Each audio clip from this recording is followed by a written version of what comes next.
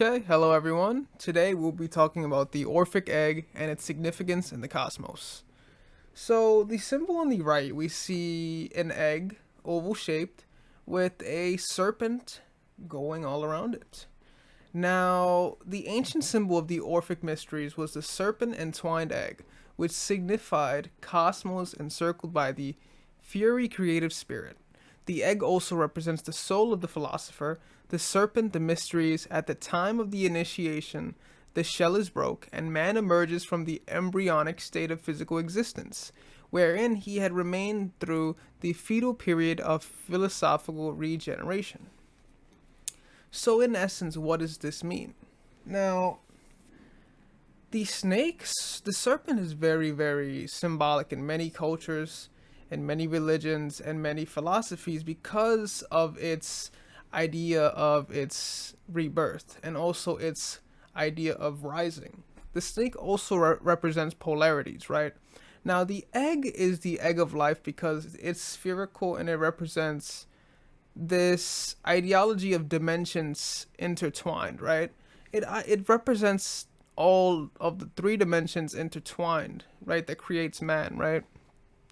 Now, when we see this wrapping around and this ideology of the fury of the creative spirit wrapping around the cosmos, we could think of this similar to an amalgamative process, right?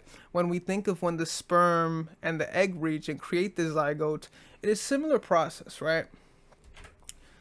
So originally this symbol, the Orphic egg, was from the Orphic traditions, and the egg in essence is what birthed Phanes. And Phanes was the primordial god of creation in the Orphic cosmogony, right?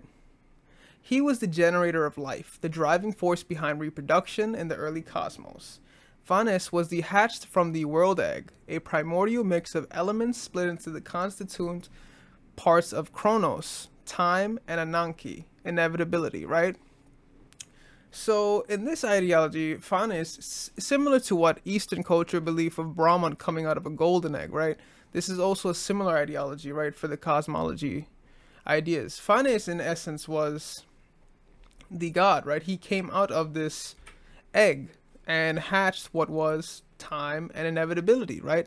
This, in essence, is what 4D, 5D, and 6D is, right? The aether, right? Time and inevitability also ties into aether. So let's get into the importance of the snake, right? So the snake is so important because of its rebirth process, right? We as humans have to consider we have evolved from snakes. We have evolved from birds and so many reptiles and so many mammals. We've evolved from them, have their hereditary traits, right? One specific thing is how snakes shed out of their skin and rebirth, right? Fertility and rebirth. Historically, serpents and snakes represent fertility or a creative life force. As snakes shed their skin through slugging, right? They are symbols of rebirth, transformation, immortality, and healing. The Ouroboros is a symbol of eternity and continual renewal of life. So, this ideology is, in essence, our life, right? Our life consists of being a snake. Not in an essence where you move in a funny way, in a derogatory sense, but in a sense where we are constantly shedding our skin. We are constantly learning. We are learning and adapting, right? We are getting wisdom and are learning to live in our skin, right? That is the essence of what skin and rebirth is, right? The winged serpent was sacred to the Egyptian creator god known Neph, who ruled the rivers and the streams. He is associated with Ptah. Ptah, the Egyptian god of creation. His power was attributed to give form to everything, and he was called the architect of the universe. So this winged serpent that gave the cobra that was the winged serpent around the rivers, he was in the rivers because the snakes are around wet and dark climate, because this explains the nether, right? This explains fertility. Dark nether is where everything is created. It's created within the dark brings light, right?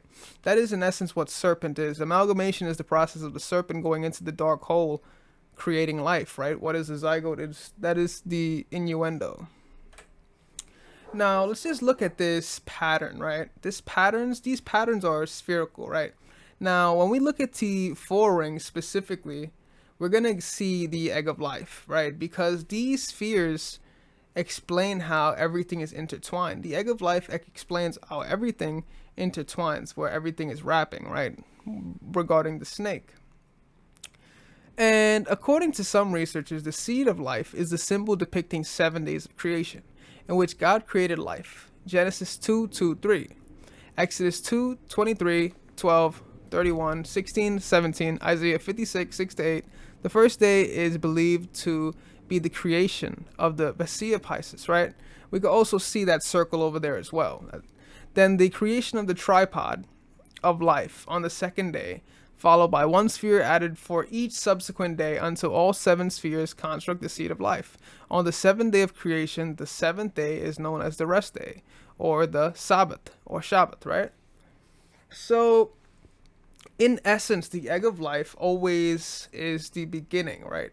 It is the beginning of creation, and it is the beginning of just this ideology of it is intertwined with everything in the cosmos, whether it be Fibonacci sequence, whether it be procreation, whether it be religion, whether it be all constructs, the egg of life is within, right? Now, here's an example of how the snake process and the egg are also seen in our bodies, right? So the nucleosome is the fundamental subunit of chromatin. Each nucleosome is composed of little or less than 2 turns of DNA wrapped around a set of 8 proteins called histones, right? The 8 proteins also represents histones, right? And these 8 proteins also represents the 8 spheres known as the egg of life, right? And wrap the 8 proteins called histones, which are known as histone octamers. Each histone octamer is composed of 2 copies, each of which histone proteins H2A, H2B, H3, and H4. So as we could see the 2 turns of DNA wrapped around each of these, right? Each of the octamers, because it is wrapping around the eggs. It's this constant looping, right? So this is similar to the Orphic egg and how it relates to us as humans. And finally, we just want to say how important the sacred egg is, because it represents the origins of life and the secret of being, right? It's this essence of dark and light conforming together, right? It is constricting and contracting, right? We have to understand that the law of the universe, duality is involved in this. Polarity of the lights and the darks and the negative and positives is what is creating life, right? Is what is creating the egg of life sphere, whether it be through procreation or whatever it may be. The sphere is about coming together of light and dark. That is the polarity, right? And finally, we want to say, man can no more create an enduring civilization without a woman than he can create a baby without a woman. So it shows the nature in which the human aspect, man and woman, are both needed. They are both intertwined. Masculine and feminine, both polarities are needed to create what in essence is life. Without it, you cannot create life. The egg of life intertwines, it explains the zygote, it explains how everything is intertwined, right? If we go back and look at how these sacred geometry shapes are formed, we could see how the egg of life is intertwined within the 64 tetrahedron. It's in the flower of life. It's within these things, right, that create things we know now as the David Star and things of that nature, right? All these things are intertwined, especially with the egg of life, right? It also could represent other things, right? The egg of life can also, the Orphic egg can also represent the serpent climbing around, and this can be seen as a pineal gland, right? This little cone-shaped thing right here can just be seen as the pineal cone, and it could just be the serpent rising up, and this could just mean kundalini. That could be another way of seeing the Orphic egg. Another way of seeing the Orphic egg is the Orphic egg is in essence cosmic life, and the snake could just eat the egg and be the dark that enters within and opens it up, right? And can obtain whatever is in this egg flesh embryo, right? But it's still this ideology of regeneration, right? Because what's above as below, right? As above, so below. So this is ideology that everything is intertwined and nothing can die, right? this also shows that everything can regenerate from within, right? Because everything in divine is divine oneness. This is the explanation of everything being in divine oneness. And we'll get into some more of the shapes here, right?